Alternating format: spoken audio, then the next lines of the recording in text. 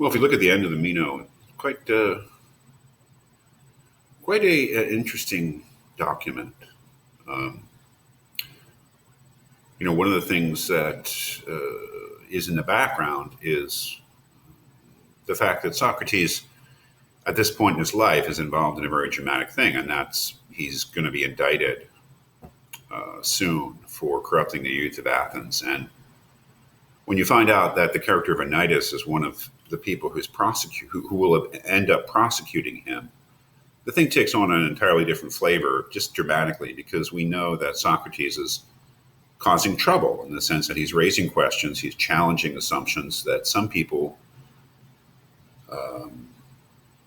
would rather him not do, and that they find some of the things that he says offensive, although Socrates is kind of amazed that anyone would do that. So that is in the background, and certainly Plato, when he wrote this, knew that his contemporary readers, would know who these people were, Anytus and Meno, and what had happened to Socrates, and would catch the overtones of kind of politics here. But what has happened? Socrates has, he thinks, been able to establish that there's a lot of doubt about whether virtue, like becoming a good person, can be taught because of the failure of good men to teach their sons to be virtuous.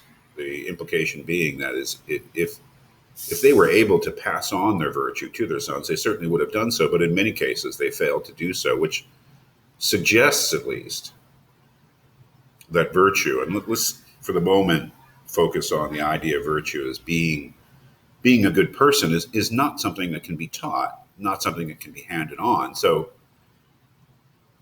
if it isn't, that it probably is not knowledge, because if something is knowledge, I suppose the idea is that it should be teachable. It should be something that can be passed on. So then if it's not that, what is it? Does it come to us by nature? Socrates doesn't think that's true either. That is, he doesn't think you're born good or born bad. But he doesn't think that you are taught to be good either.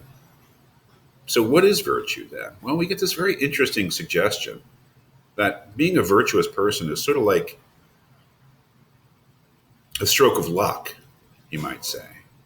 And this whole idea of right opinion versus knowledge. And I suppose the idea is that if you know something to be true, but you can also explain why it's true. If you have the right opinion of something, you know something true, but you can't explain why it's true, which is a big, big distinction in philosophy. Being correct about something as opposed to being correct and knowing why something is correct. What Socrates seems to be suggesting is that there are good people in the world. There are people who are virtuous. So they have the right opinion about what to do in a certain situation or what is right. But this virtue is really kind of a gift from the gods in the sense that they're inspired to know what's right, but they don't know why it's right. That is a very interesting suggestion, and it may be correct. I don't know, but one of the things that, of course, at the very end, when they've come to this conclusion that virtue is neither something teachable, nor is it something you're born with, it is rather, as he says, what did he say at the very end? The virtue comes to the virtuous by the gift of God. Which is a kind of a third, alternative.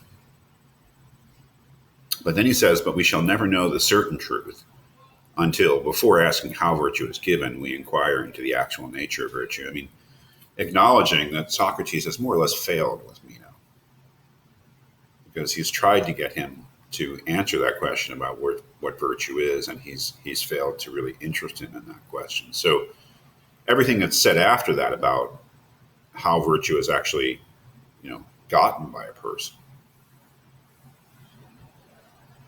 has to be taken with a grain of salt, because he's admitting that, well, we haven't really figured out what virtue is. So anything we say about whether it can be acquired or not is doubtful at best.